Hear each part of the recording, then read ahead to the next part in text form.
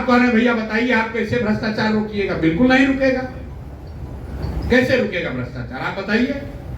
जब लोग ही पैसा लेकर वोट देंगे तो भ्रष्टाचार रुकेगा? दुनिया में जितने देश हुए जिन्होंने भ्रष्टाचार पर अंकुश लगाया, खत्म तो शायद कहीं नहीं हुआ है, लेकिन दुनिया में जो देश हैं जिन्होंने भ्रष्टाचार पर अंकुश लगाया है, उन देशों का जाकर अध्ययन कीजिए।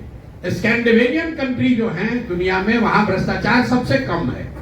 फिनलैंड में, स्वीडन में, डेनमार्क में, उन देशों में भ्रष्टाचार सबसे कम है। कैसे उन्होंने कम किया? उन्होंने 4 बातें करी। पहली बात, उन्होंने ईमानदार जनप्रतिनिधियों का चुनाव किया है। ईमानदार जनप्रतिनिधि, किसी के माथा पर तो लिखा नहीं है कि कौन ईमानदार है कौन चोर है।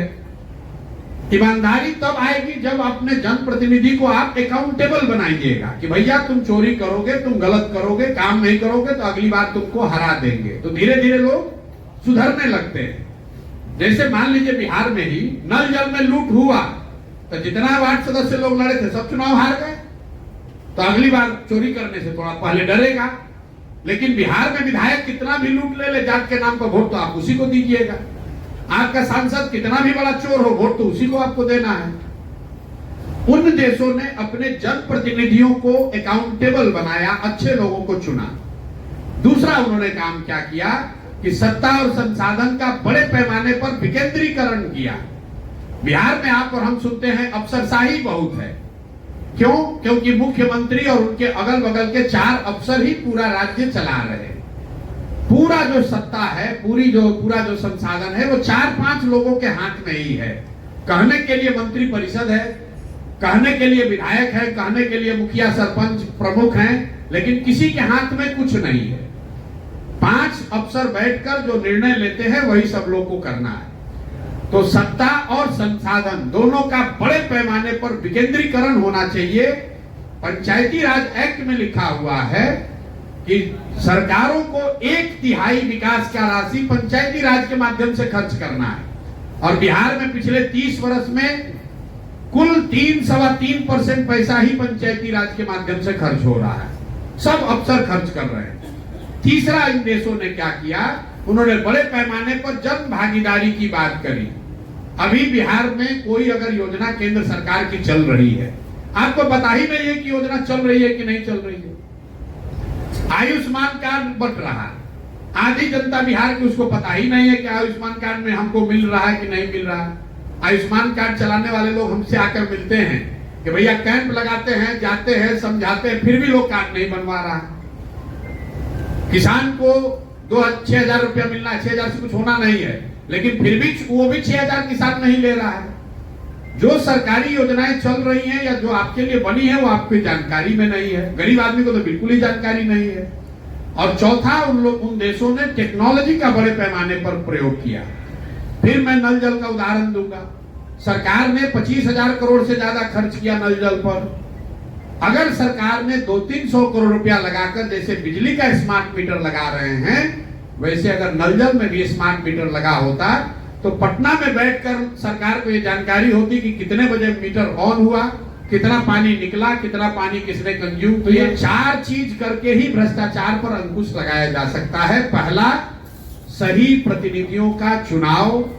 दूसरा, बड़े पैमाने पर सत्ता और संसाधन का विकेंद्रीकरण। तीसरा, जन भागीदारी। और चौथा, टेक्नोलॉजी का प्रयोग। इन चारों के समायोजन से भ्रष्टाचार पर अंकुश लगाया जा सकता है, खत्म नहीं किया जा सकता है। कोई आकर कह रहा है नेता, अरे हमको वोट दे दो, हम आएंगे सब ठीक कर देंगे, तो आपको सिरे से मूर्ख बना रहा है या खुद बड़ा मूर्ख है। ये संभव नहीं है। आपने देखा इस देश में जन लोकपाल का नाम आया कि ये कानून बनेगा, देश से भ्रष्टाचार खत्म हो जाएगा। जो लोग इसका आंदोलन किए वही लोग भ्रष्टाचार में जेल में गए हैं। अगर इतना आसान होता तो आप समझिए देश, पूरे दुनिया में सैकड़ों देश हैं, आप ही और हमको सबसे ज्यादा बुद्धि है। दूसरे देश वाले जब लोकपाल नहीं बना देते और सब भ्रष्टाचार खत्म हो जाता है। कोई सिल्वर बुलेट नहीं है कि बस एक कानून बनाए और भ्रष्टाचार खत्म हो गया। ये सतत प्रक्रिया है। जैसे जैसे व्यवस्था को अकाउंटेबल बनाइएगा वैसे वैसे भ्रष्टाचार कम होता जाएगा। जैसे जितना आपका व्यवस्था अकाउंटेबल नहीं होगा उतना आपको भ्रष्टाचार बढ़ेगा। नेता इसलिए भ्रष्टाचार कर रहा है कि उसके मन में हारने का डर नहीं है। उसको मालूम है कि बिहार की जनता हम कितना भी लूटपाट मचा ले, अंत में आकर वोट हमको ही देगा। जाति के नाम पर दे या लालू के डर से दे या भाजपा के डर से दे, वोट हम ही को देगा। पूरे देश में 5 राज्य ऐसे हैं जहां देश की 1/3 इकोनॉमी है। केरल, तमिलनाडु, कर्नाटक, आंध्र प्रदेश और तेलंगाना। ये 5 राज्य 1/3 देश की इकोनॉमी इन्हीं 5 राज्य में है। इन 5 राज्यों में अलग अलग भाषा बोली जाती है, अलग अलग विचारधारा वाले पार्टियों का शासन है, अलग अलग उनकी टोपोग्राफी है, डेमोग्राफी अलग अलग है। बावजूद इसके एक चीज कॉमन है 5 राज्य में। 5 राज्य में कॉमन यह है कि पिछले 78 साल में कोई भी नेता वहां 10 वर्ष से ज्यादा लगातार मुख्यमंत्री बना ही नहीं है। वहां पर जनता हर 5 वर्ष पर उनको पलटते रहती है। तो नेता सब डर के मारे काम करता है कि काम नहीं करेंगे जनता हटा देगी। तो केरल में, कर्नाटक में, तमिलनाडु में तरक्की हो रहा है, फिर भी जनता वहां पलट रही है। और बिहार में 30-35 साल से लालू नीतीश ही है, फिर भी हम लोग को उसी को वोट देना है। सुधार होगा? नहीं सुधार होगा। अगर सुधार चाहिए तो नेताओं को के मन में आपको वोटर क्या डर बैठाना पड़ेगा कि भाई काम नहीं करोगे तो तुम्हारे खिलाफ वोट करेंगे। अब एक अंतिम बात, कुछ लोग कहता है भाई जनसुराज पर क्यों भरोसा करें, जनसुराज पर क्यों भरोसा करें। जैसे पहले का लोग आकर बढ़िया बोला, गलत काम किया तो जनसुराज भी ये काम कर सकता है। बिल्कुल ठीक बात है, बिल्कुल जनसुराज पर भी भरोसा मत कीजिए, क्योंकि चुनाव से पहले तो सब आदमी अच्छे बोलता है। फिर आपको क्यों जनसुराज को चुनना चाहिए? हम आपको बता रहे हैं क्यों चुनना चाहिए। मान लीजिए कि आपको कोई बीमारी है और आप हर डॉक्टर से यहाँ लखीसराय, बेगूसराय, पटना सब दिखाकर थक गए। डॉक्टरों ने कह दिया आपकी बीमारी लाइलाज है, इसका कोई दवा नहीं है, भैया आप दवा अब खान पान में संयम रखिए, जीवन जैसे चल रहा है चलाइए, अब ये रोग ठीक नहीं होगा। आप उदास होकर घर बैठ जाइएगा। एक दिन डॉक्टर साहब फिर फोन करेंगे आपको कि भाई जरा आइए, एक नई दवा आई है, पूरा प्रमाणित तो नहीं है लेकिन 20% संभावना है कि शायद ये दवा आपके रोग को ठीक कर दे। आप भागते हुए डॉक्टर के पास जाइएगा, चलिए साहब 20% चांस से हमको ट्राई करके देखिए, कीजिएगा कि नहीं कीजिएगा? तो भैया जो पहले के दल हैं यहाँ, जो राजद है, जदयू है, कांग्रेस है, भाजपा है, ये वो एक्सपायर दवा है जिसको आपने खाया, पिया, टेस्ट कर लिया, देख लिया, जान गए कि इससे सुधार नहीं होने वाला है। जनसुराज नई दवा है जो शायद काम कर जाए, शायद काम न भी करे, इसलिए इसको ट्राई कीजिए। अगर ट्राई कीजिएगा नहीं काम करेगा 5 वर्ष के बाद, फिर अपना वही एक्सपायरी दवा पर चले जाइएगा।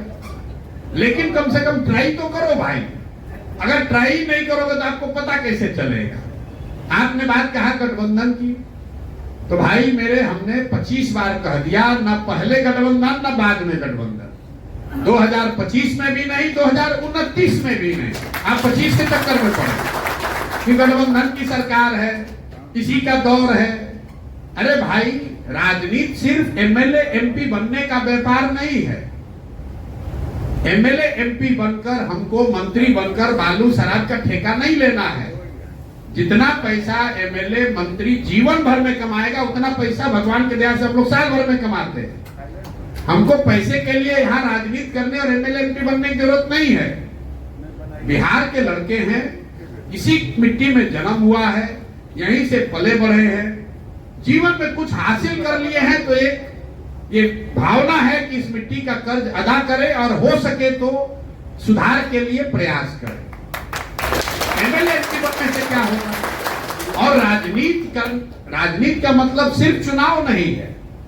इस देश के सबसे बड़े नेता, जितने भी आप बड़े नेताओं को जानते हैं, आजादी से पहले जिन लोगों ने इस देश की नींव रखी है, उनमें ज्यादातर नेता तो कभी चुनाव लड़े ही नहीं। गांधी जी तो एमपी एमएलए बने नहीं, तो क्या उन्होंने राजनीति नहीं की? राजनीति सिर्फ चुनाव लड़ना नहीं है, राजनीति समाज की आवाज बनना भी है, राजनीति समाज के विषयों को उठाना भी है। हम एमएलए एमपी नहीं हैं, फिर भी इस राज्य में हमारी ताकत, राजनीतिक ताकत है कि नहीं है? हम जा रहे हैं, 1000 आदमी खड़ा होता है, हम जाते हैं सुबह शाम तक, पत्रकार हमसे बात करने के लिए लाइन लगा खड़े हैं, जितना एमएलए एमपी से ना। हम लोग राजनीति इसलिए नहीं कर रहे हैं कि हमको एमएलए बनकर जल्दी से सरकार बनाना है, कोई घबराहट नहीं है। आपको बिल्कुल एक चीज बता दें, जब तक मैं इस व्यवस्था से जुड़ा हूं, इसके ईमानदारी और इसके शुद्धता में कोई कमी नहीं आएगी, चाहे जीते या हारे। उसमें कोई सवाल ही नहीं है चेंज होने का। और हमारे कहने पर मत जाइए। हम लोग हिंदी में कहते हैं कि कथनी पर नहीं करनी को देखिए, कथनी पर मत जाइए। बोलने को तो सब अच्छा ही बोल रहा है, जो हम कर रहे हैं उसको देखिए। हम 2.5 बरस 3 बरस से यहाँ पैदल चल रहे हैं। लोग क्या कहा है, अरे भाई कितना दिन चलेंगे, थक जाएंगे। कोई कह रहे इतना बिजनेसमैन आदमी है, भाग जाएंगे। अरे भाई 3 बरस से अपना घर परिवार छोड़कर गांव गांव जाड़ा गर्मी बरसात पैदल चले कि नहीं चले? दल 1 करोड़ लोगों को मिलाकर बनाया कि नहीं बनाया? फिर चुनाव आएगा, उसमें देखिएगा अभी 243 लड़ेंगे कि नहीं लड़ेंगे। सत्य की एक अपनी ताकत है, वो समय के साथ धीरे धीरे अपने आप लोगों को दिखेगा कि कौन सही बोल रहा है, कौन झूठ बोल रहा है। इसलिए कोई घबराने की बात नहीं, हमको कोई घबराहट ही नहीं है। दूसरे क्यों घबराए हुए भैया, कौन गठबंधन कीजिएगा? अरे भाई हमको 10 वर्ष लगेगा, हमको कोई घबराहट नहीं है, कोई घबराहट नहीं। हम लोग रास्ते में चलते हैं, कोई आदमी आग कहता है भैया बहुत अच्छा काम कर रहे हैं। आज भी लड़के कह रहे हैं भैया एकदम हिम्मत नहीं हारना है, लगे रहना है, आज नहीं तो कल भविष्य तो आप ही का है, जनसुराज का ही है। हम अपने मन में हंसते हैं। देखिए आकर भले मन से आदमी कहता है कि भैया लगे रहिएगा, समय लगेगा लेकिन होगा जरूर। कितना बड़ा मूर्ख है वो, कह रहा है कि 30 वर्ष से हमारा जीवन नरक है, 5 वर्ष और रहेगा, 10 वर्ष के बाद सुधरेगा। अरे भाई आपको तो कहना चाहिए भैया कल बदलाव होना चाहिए। वो आके कह रहा है कि होगा जरूर लेकिन 10 वर्ष में होगा। मतलब हम लोग 30 वर्ष से कुचा कर अभी मन नहीं भरा है, 10 वर्ष और कुचाएंगे तब जगेंगे। अरे भाई प्रशांत किशोर का जीवन तो बढ़िया चल रहा है। हमारा लड़का तो आज भी देश के सबसे अच्छा स्कूल में पढ़ रहा है। आपकी जिंदगी परेशान, आप जिंदगी से परेशान हैं, आप यहाँ के भ्रष्टाचार से परेशान हैं, आप शिक्षा व्यवस्था बदलना चाहते हैं, तो आप 10 वर्ष और क्यों बर्बादी में रहना चाहते हो भाई? कोई दूसरा आदमी कहता है कि अच्छा इनको 5 वर्ष देख लो, तब आपको कहना चाहिए भाई यहाँ 35 वर्ष से कुचाते भरा मन भर गया है, अब कम से कम कोई एक विकल्प दिखाए, जल्दी पकड़ेंगे इसको, 5 वर्ष और इंतजार करेंगे।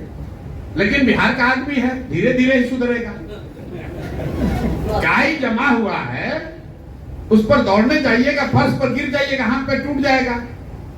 काई जब लग जाती है फर्श पर, उसको बैठकर झाड़ू से ईंटा से बैठ के रगड़ना पड़ता है। तो ऐसे बिहार के लोगों के चेतना पर काई जम गई है, उसको बैठकर साफ करना पड़ेगा और तभी सुधार होगा। सुधार तब होगा जब समाज जगेगा। बिना समाज को जगाए समझाए कोई व्यक्ति, कोई विचारधारा, कोई दल बिहार को सुधार नहीं सकता है। अगर कोई कह रहा है कि हम सुधार देंगे तो सिरे से मूर्ख बना रहा है, ऐसा नहीं हो सकता है। 13 करोड़ लोगों का भाग्य विधाता कोई एक व्यक्ति नहीं बन सकता है। 13 करोड़ लोग नहीं सुधरना चाहेंगे तो कोई एक आदमी आके सुधार देगा?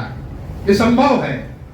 एक ही उपाय है कि उन 13 करोड़ लोगों को धीरे धीरे समझाया जाए, और उसमें कोई अगर 2-2.5 करोड़ आदमी भी जिस दिन जान जाएगा, मतलब 10 में 3 भी।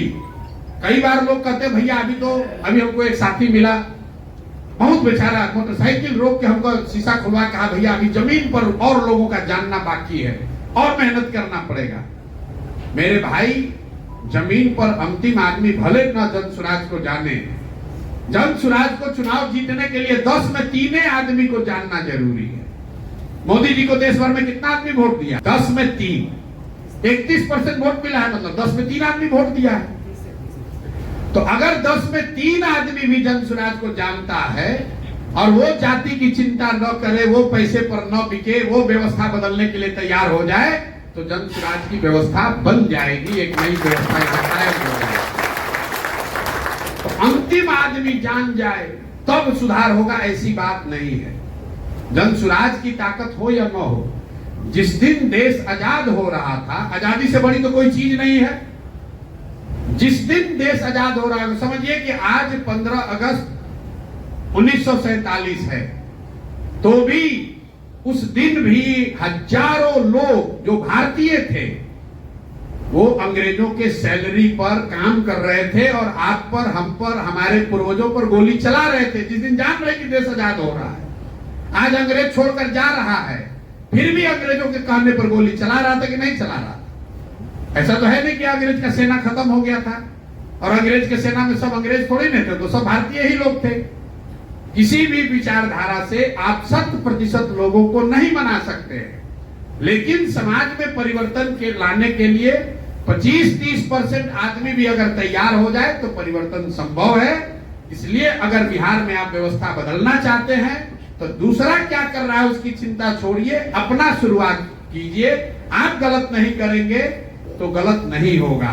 मैडम ने कहा कि जाति इसलिए है कि यहाँ पढ़ाई नहीं है, इससे बड़ा कोई गलत बयान ही नहीं हो सकता है। यहाँ इसका कोई कोरिलेशन, कोई प्रमाण नहीं है कि पढ़ा लिखा आदमी कम जातिवादी है। जो जितना पढ़ा लिखा है उतना ज्यादा जाति का एक्सप्लॉयटेशन कर रहा है। ये भ्रम है लोगों का, ये लोगों का भ्रम है कि पढ़ा लिखा आदमी बेहतर वोटर है। हम आपको एक उदाहरण दे देते हैं। मनमोहन सिंह जी अपने जीवन में एक ही चुनाव लड़े। मनमोहन सिंह जी जीवन में एक चुनाव लड़े और वो चुनाव हार गए। लोकसभा का एक चुनाव मनमोहन सिंह जी लड़े, वो चुनाव हार गए। हारे किससे? भाजपा का एक अदना सा कार्यकर्ता उनको हरा गया। लेकिन मनमोहन सिंह जी कहां चुनाव लड़े थे? वो झंझारपुर, लखीसराय, मुंगेर से नहीं लड़े थे। मनमोहन सिंह जी ने वो चुनाव लड़ा था दक्षिण दिल्ली से, जो देश का सबसे ज्यादा पढ़ा लिखा कंस्टिट्यूएंसी है। तो सबसे ज्यादा पढ़े लिखे कंस्टिट्यूएंसी के वोटरों ने मनमोहन सिंह को हराकर एक अदना से कार्यकर्ता को जिता दिया। अगर मनमोहन सिंह झंझारपुर से हार गए होते, मुंगेर और मधुबनी से हार जाते, तो लोग कहता बिहार में तो जात है इसीलिए सब मनमोहन सिंह को हरा दिया। ऐसी बात नहीं है। हम लोग गांव देहात में कहते हैं हमारी दादी पढ़ी लिखी नहीं थी लेकिन बहुत होशियार थी। लड़का हमारा पढ़ लिख गया है लेकिन है बड़ा लंपट। पढ़ाई का सीधा सरोकार समझदारी से नहीं है। अब आप में से कुछ लोग कहेंगे भाई अगर आप ये बात कह रहे हैं तो तेजस्वी का 9वीं फेल पर काहे बोलते हो? ये आपको समझा देते हैं क्यों बोलते हैं। हम ये कह रहे हैं कि पढ़ाई और समझदारी का कोई कोरिलेशन नहीं है। बिना पढ़ा लिखा आदमी भी बहुत समझदार हो सकता है। तेजस्वी के 9th फेल होने की बात इसलिए कहते हैं कि अगर परिस्थिति बस आर्थिक सामाजिक किसी वजह से आप पढ़ लिख नहीं पाए, ये संभव है। तमिलनाडु के सबसे प्रसिद्ध मुख्यमंत्री कामराज बिल्कुल पढ़े लिखे नहीं थे, क्योंकि आजादी की लड़ाई में उनको जेल में डाल दिया गया, नहीं पढ़ पाए। लेकिन जब आपके माँ बाप दोनों मुख्यमंत्री हैं, आपका आरके पुरम, डीपीएस आरके पुरम में आपको पढ़ने के लिए डाला गया, उसके बावजूद आप 9वां नहीं पास कर पाए, इसका मतलब है कि आपका पढ़ाई से कोई सरोकार नहीं है। चलो मान लो उस समय कहते भाई हम पढ़ नहीं रहे थे, क्रिकेट खेल रहे थे, चलिए क्रिकेट खेलने चले गए। क्रिकेट खेल के जब लौटे, आप देखते हैं समाज में कि जिसको पढ़ाई के प्रति श्रद्धा है, जो पढ़ाई की महत्ता को समझता है, उसको जीवन में जब पहले अवसर नहीं मिलता है, बाद में जब अवसर मिलता है, कॉरेस्पॉन्डेंस से भी लोग पढ़ते हैं, लेकिन पढ़ते हैं। कई बच्चियां आपको मिलेंगी जो बताएंगी कि हमारे माँ बाबूजी नहीं पढ़ाए, शादी हुआ तो हमारे ससुर या हमारे पति ने हमको पढ़ाया। तेजस्वी यादव को जीवन में कभी पढ़ने के प्रति कोई चेतना जगी ही नहीं। अरे भाई अभी से पढ़ लेते, कॉरेस्पॉन्डेंस कर लेते। ये दिखाता है कि उस आदमी की शिक्षा के प्रति उसका नजरिया क्या है। उस आदमी को शिक्षा की कोई महत्ता ही नहीं है। और बिहार जैसे राज्य में जब तक हम लोग अपने समाज को शिक्षित नहीं करेंगे, बच्चों को पढ़ाएंगे नहीं, तब तक गरीबी से निकलने का कोई रास्ता ही नहीं है। इसलिए मैं ये बात कहता हूं कि 9वां फेल आदमी है और मुख्यमंत्री बनना चाहता है, भाई तुम अभी से मैट्रिक पास कर लो, कौन रोक रहा है? अभी इतनी उम्र तो हुई नहीं है। 30-35 वर्ष में आप मुख्यमंत्री बनना चाहते हैं तो भाई मैट्रिक का एग्जाम दे दीजिए। ये शिक्षा के प्रति उनका नजरिया दिखाता है कि माँ बाप मुख्यमंत्री हैं, सारी सुविधा है, फिर भी हम नहीं पढ़ेंगे। तो जब उस नजरिया का आदमी मुखिया बन जाए तो बिहार में शिक्षा पर कभी ध्यान नहीं देगा, और जब शिक्षा पर ध्यान नहीं देगा तो आपके हमारे बच्चों का कल्याण नहीं होगा। इसलिए बात करते हैं। बाकी पढ़ाई लिखाई होने से लोग हिंदू मुसलमान नहीं करेंगे या पढ़ाई लिखाई करने से अगड़ा पिछड़ा नहीं करेगा, ऐसी बात नहीं है। पढ़े लिखे लोग ज्यादा कम्युनल हैं, कई ऐसे आप घटना देखिएगा, पढ़ा लिखा आदमी ज्यादा हिंदू मुसलमान कर रहा है, ज्यादा अगड़ा पिछड़ा कर रहा है। तो मेरे भाई, आप अपने में सुधार कीजिए। और एक बात अंतिम समझिए, ये प्रयास हम करें या आप करें, प्रयास आज हो या 20 वर्ष के बाद हो, करना तो किसी न किसी बिहार के ही बच्चे को पड़ेगा। कोई तमिलनाडु से आकर सुधारने वाला नहीं। सिर्फ ये कहते रहने से कि बड़ा अंधेरा है, बड़ा अंधेरा है, प्रकाश नहीं होगा। किसी न किसी को दिया जलाना पड़ेगा। इसीलिए ये अभियान शुरू किया गया है। हमने आपके स्पेसिफिक सवाल का जवाब नहीं दिया कि बालू को रोकने के लिए क्या कीजिएगा, कि हमारे यहाँ ट्रांसपोर्ट में करप्शन है, क्या कीजिएगा। जब तक जड़ नहीं सुधरेगा तब तक आप स्वस्थ पौधे की कल्पना नहीं कर सकते हैं। और जड़ में बात यह है कि समाज को सही प्रतिनिधियों का चुनाव करना चाहिए। जाति, धर्म और पैसे पर अपना वोट मत बेचिए। अगर अपने जात वाले को भी देते हैं दीजिए, कोई दिक्कत नहीं है, लेकिन अपने वोट की सही कीमत लगाइए। अगर आप दूध बेचते हैं, 50 रुपए का दूध अपने जाति वाले को देते हैं, उससे भी पैसा लेते हैं। आप अनाज बेचते हैं, कपड़ा बेचते हैं, मिठाई बेचते हैं, अपने जात वाले को बेचते हैं, उससे भी पैसा लेते हैं। ऐसा तो है नहीं कि आपके जात वाले को आप मुफ्त में सामान बेच रहे हैं। तो जब 50 रुपए का दूध अपने जात वाले को मुफ्त में नहीं दे रहे हो, तो लाखों रुपए का वोट काहे के लिए मुफ्त में दे रहे हो भाई। अपने जात वाले को देना है दीजिए, कि भूमिहार है, कि कुशवाहा है, कि पंडित है, उनको दीजिए, लेकिन कम से कम उनसे अपने वोट का कीमत तो मांगिए। अपने बच्चों के लिए पढ़ाई रोजगार का डिमांड तो करो भाई। और न करोगे तो जिस दुर्दशा में जी रहे हो उसी दुर्दशा में जीना पड़ेगा। सिंपल बात है। यही बात बताने के प्रयास का नाम है जन सुराग। अच्छा लगे तो इसमें जुड़िए, कंधा लगाइए, और न अच्छा लगे तो जैसे जिंदगी चल रहा है चलाइए, कोई दिक्कत नहीं है। आज नहीं तो कल धीरे धीरे सुधर ही जाइएगा। बहुत बहुत धन्यवाद।